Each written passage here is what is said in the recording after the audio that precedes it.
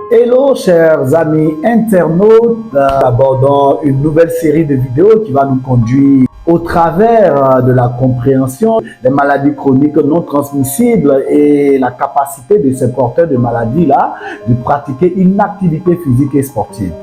Ainsi, cette vidéo aura pour objectif de parcourir autant que faire se peut l'explication de chacun des mots contenus dans le titre que nous allons développer. Il faut le souligner, l'impact premier de cette vidéo de définition va vous permettre déjà de faire ce qu'on peut appeler la circonscription du thème et la définition du domaine dans lequel nous allons évoluer avec ce texte. L'objectif sera atteint et de vous permettre d'approfondir votre connaissance et de solidifier déjà les connaissances que vous avez dans le domaine afin que nous puissions évoluer vers la bonification des uns et des autres dans les deux sens, parce que comme nous vous le disons, vos remarques, vos encouragements sont des éléments qui nous permettent d'aller encore plus loin dans ces vidéos pratiques qui servent tant aux sportifs qu'aux populations de tout niveau.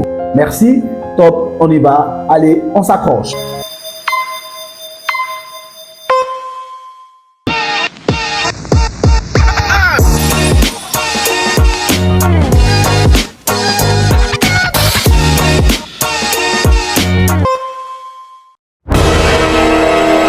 Chers amis, nous rentrons déjà directement dans la compréhension des mots-clés que révèle notre titre. Nous avons parlé de maladies chroniques non transmissibles. Le premier élément que nous serons amenés à définir, c'est ce que c'est qu'une maladie. Le mot maladie, à partir du latin malehabitus, signifie ce qui est mauvais. Ainsi, la définition littéraire de la maladie va être celle-ci. La maladie est un ensemble de perturbations du fonctionnement normal au sein d'un organisme vivant. La maladie, en d'autres termes, peut être considérée comme une altération des fonctions normales au niveau d'un organisme vivant. Cette altération ramenée à un cas concret va être simplement le mauvais fonctionnement d'un élément qui existait de façon normale. Ainsi, si l'organisme est considéré simplement comme un moteur qui fonctionne et pour aboutir à des éléments positifs, la maladie va être considérée comme ce grain de sable qui va entrer dans ce moteur, qui va perturber le système de santé d'un organisme vivant. La santé, au travers de la définition de l'Organisation mondiale de la santé, l'OMS, est un état de bien-être complet. La santé physique, la santé physiologique, la santé mentale, la santé environnementale.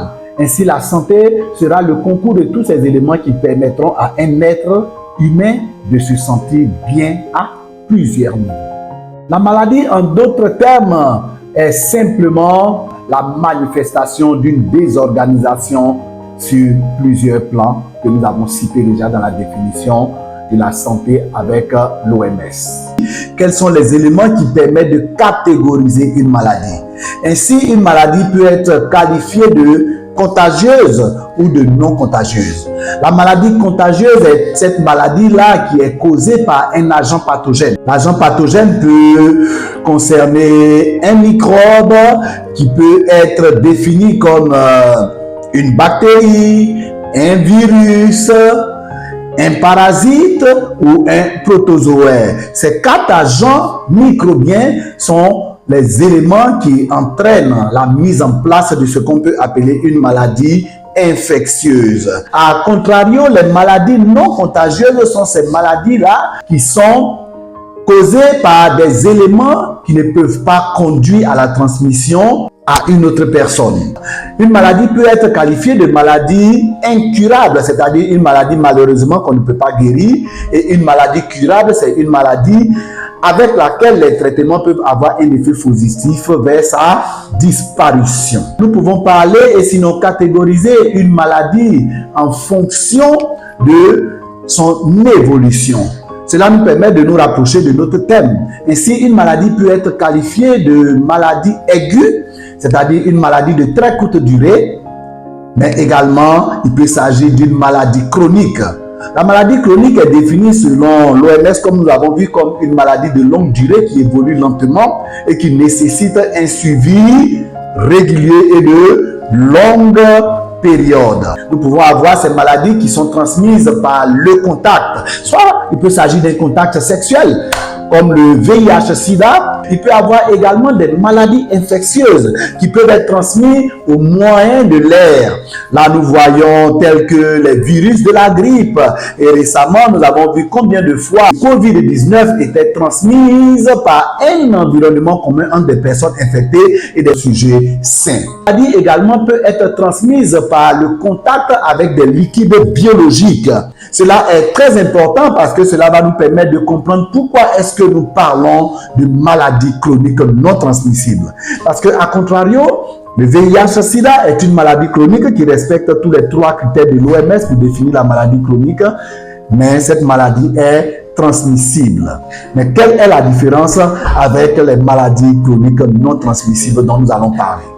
Les maladies chroniques non transmissibles ne sont pas causées par des agents pathogènes que nous avons cités tantôt.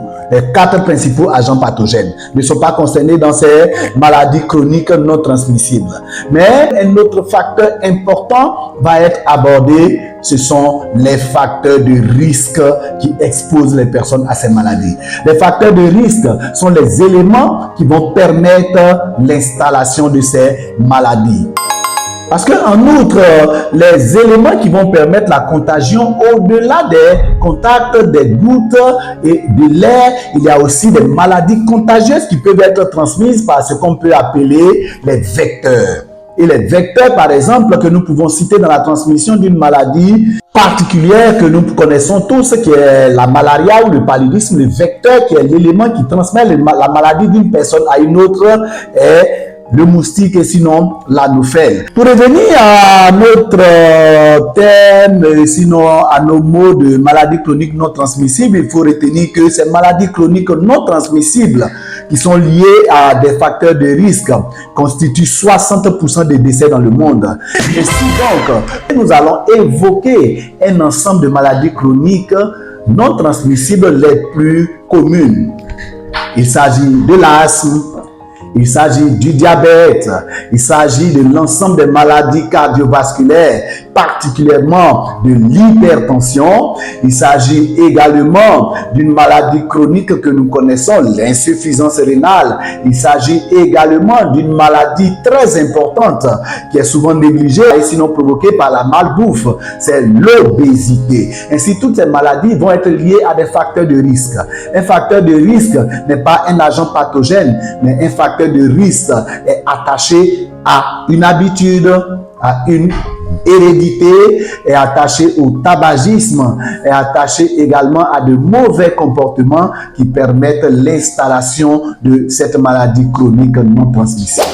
Parmi les maladies chroniques non transmissibles, nous pouvons parler de certains cas de cancer qui sont liés à des éléments comme le stress, à des éléments comme des intoxications de l'environnement. Également, il ne faudrait pas oublier le grand groupe de maladies respiratoires qui sont également aussi un ensemble de maladies chroniques non transmissibles qui de plus en plus font de nombreuses victimes. Comment est-ce que ces maladies peuvent altérer l'état et sinon la qualité de vie de tous ceux qui les portent? Ainsi, dans notre développement de ces thèmes, nous verrons comment est-ce que la pratique d'une activité physique sportive peut avoir un impact sur l'évolution de ces maladies chroniques.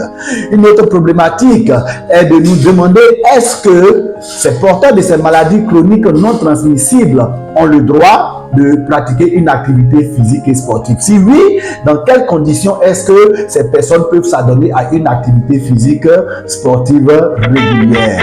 Quel sera l'impact positif de la pratique d'une activité physique sportive sur un porteur d'une maladie chronique non transmissible?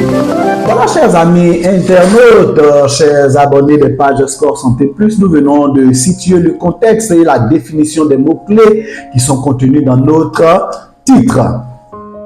Nous vous demandons de poser les likes. Également, nous attendons vos commentaires et nous attendons vos suggestions et vos contributions à la compréhension de ce sujet que vous pouvez poster totalement en dessous de la vidéo. Merci de nous avoir suivis. Nous nous donnons rendez-vous pour aborder de plein pied la première maladie chronique que nous allons développer dans l'objectif à atteindre les différents éléments que nous avons cités dans le développement de notre thème principal.